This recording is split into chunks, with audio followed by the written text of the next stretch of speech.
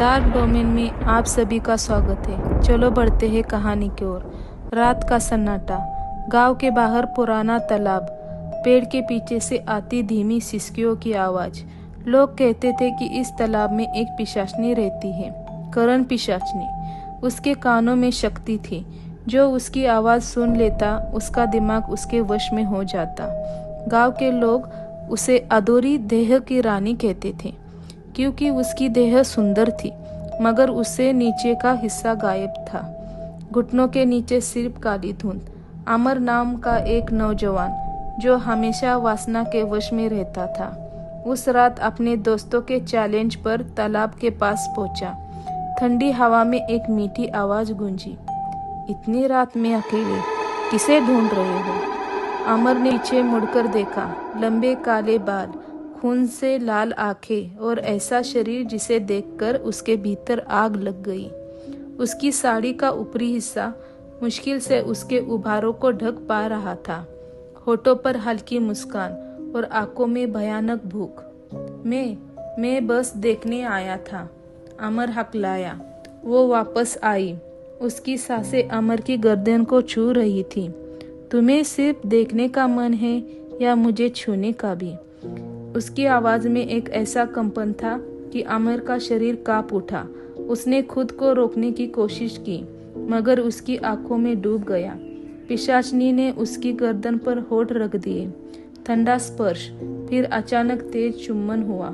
उसके कान में फुसफुसाते हुए बोली, तुम्हारी सांसें अब मेरी है। अमर को लगा जैसे कि उसकी रगों से खून खींच रहा है, मगर उसी पल उसके भीतर एक और आग भड़क उठी। वो खुद को रोक नहीं पाया और उसकी देह को जकड़ लिया। उसकी त्वचा बर्फ जैसी ठंडी थी मगर उसकी हर हरकत में दानवी आग थी। धीरे धीरे अमर की ताकत खत्म होने लगी। पिशाचनी की हंसी गूंज उठी, मुझे चाहिए सिर्फ तुम्हारा आनंद और तुम्हारी जान। अमर की चीखें सन्नाटे में गुम हो गई। अगले दिन तालाब के पास उसकी लाश मिली। चेहरा ऐसा जैसे किसी ने उसे भीतर से निचोड़ लिया हो, मगर होठों पर एक अजीब सी मुस्कान जमी थी, वासना की अंतिम कीमत। अमर की मौत के बाद गांव में खौफ फैल गया। नहीं जानता था कि उस तालाब की रानी कौन है और क्यों हर मर्द उसकी वासना का शिकार बनता है। सदियों पहले वो एक नाचने वाली थी, नाम था वसुधा। वो इतनी सुंदर थी कि राजा से लेकर साधु तक हर कोई उसकी देह का दीवाना था। पर वसुधा के मन में सिर्फ एक प्यास थी, अमर सौंदर्य। उसने एक तांत्रिक से सौदा किया, मुझे ऐसा रूप दे कि कोई मुझे ना ठुकरा सके। तांत्रिक ने कहा, रूप मिलेगा मगर कीमत देनी होगी। वसुधा ने हाँ भर दी। उस रात तांत्रिक ने उसके साथ एक विकृत अनुष्ठान किया, रक्त मंत्र और देह का संगम। उसकी चीखें जंगल में गूंजी मगर उसके भीतर कुछ बदल चुका था। सुबह तक उसका चेहरा देवी जैसा था मगर उसकी कमर के नीचे कुछ भी नहीं था, बस काला धुंध का साया। तांत्रिक ने हंसते हुए कहा, अब तेरा सौंदर्य अमर है पर तू कभी पूर्ण नहीं होगी। तेरी भूख कभी मिटेगी नहीं। तू हर उस मर्द को पाएगी जो तेरी आवाज सुनेगा, उसकी देह से आखिरी सांस तक। उस दिन से वसुधा बन गई करण पिशाचनी। उसकी शक्ति उसके कानों में थी। जो उसकी मधुर आवाज सुनता उसका दिमाग और जिस्म उसके वश में हो जाता। रात गहरी थी। तालाब के किनारे इस बार आया राघव, अमर का दोस्त। वो अमर की मौत का बदला लेने आया था। हाथ में लोहे का त्रिशूल, गले में ताबीज। पर जैसे ही उसने उसकी आवाज सुनी, क्यों आए हो मेरे पास, मेरे से मिलने या मुझे मारने? उसकी रीढ़ में सिरहन दौड़ गई। वो सामने आई, साड़ी ढीली, बाल गीले, होठों पर खून की हल्की चमक। राघव ने ताबीज उठाया मगर उसकी आंखें पिशाचनी के उभारों पर टिक गई। उसकी सांसें तेज हो गई। पिशाचनी ने मुस्कुराते हुए उसकी गर्दन को छुआ। तुम्हारा गुस्सा मुझे और भड़काता है। राघव का त्रिशूल नीचे गिर गया। उसकी देह में आग जल रही थी मगर ये सिर्फ उसके भीतर की वासना थी।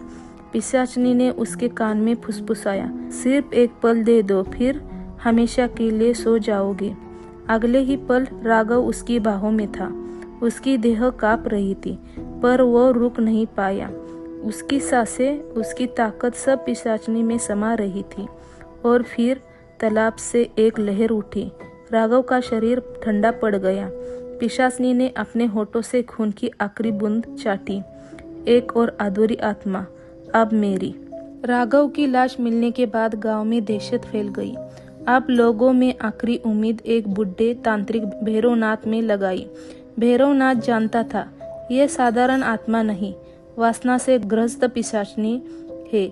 उसने कहा, इसे मारना मुश्किल है, इसे बांधना पड़ेगा, पर इसके लिए एक नर बलि चाहिए, और वो भी ऐसा मर्द जो उसकी आंखों में देखकर वासना से कांप उठे। गांव में सब खामोश। तभी आगे बढ़ा किशोर, अमर और राघव का दोस्त। मैं करूँगा। उसकी आंखों में गुस्सा था, मगर दिल में एक अनकहा डर और गहराई में छुपी हुई एक इच्छा। रात का अनुष्ठान। तालाब के किनारे चिता जैसी आग जली। तांत्रिक ने मंत्रोच्चार शुरू किया। भैरवनाथ ने चेताया, जब वो आए उसकी आंखों में मत देखना, वरना बंधन टूट जाएगा। पर तभी ठंडी हवा चली। अंधेरे में से एक नंगी परछाई बाहर आई। उसके गीले बाल कंधों से लटक रहे थे। साड़ी का कपड़ा मुश्किल से उसके उबारों को ढक पा रहा था। उसकी कमर के नीचे धुंध लहरा रही थी, मगर उसका ऊपरी शरीर ऐसा कि हर इंसान की सांस रुक जाए। उसकी आंखें लाल अंगारों जैसी चमक रही थी। कौन है जो मुझे पकड़ना चाहता है? उसकी आवाज में इतना कंपन था कि किशोर का दिल फटने को था। उसने नजरें झुका ली, मगर उसके भीतर एक आग जल उठी। वो उसकी खूबसूरती में डूब चुका था। वासना का अंतिम जाल। किशोर की सांसें भारी हो रही थी। पिशाचनी उसके पास आई। उसकी ठंडी उंगलियां उसकी छाती को छू गई। डरते क्यों हो? तुम्हारे दोस्त भी मुझसे लड़े, मगर आखिरी पल में उन्होंने मुझे अपनाया। तुम भी चाहोगे? किशोर ने खुद को रोकने की कोशिश की।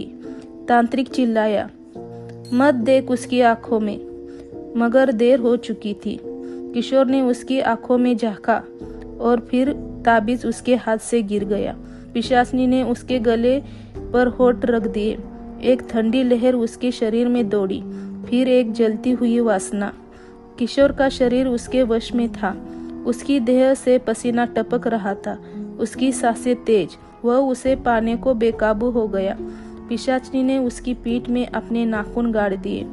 खून की बूंद आग में गिरी। मंत्र टूट गया। भैरवनाथ चीखा, नहीं, लेकिन अब सब खत्म हो चुका था। पिशाचनी ने किशोर की आखिरी सांस खींच ली।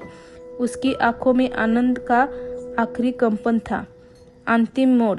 भैरवनाथ ने अपने मंत्र से आग को भड़काया। हे देवी काली, अब इसे मैं तेरी ज्वाला में बांधता हूँ।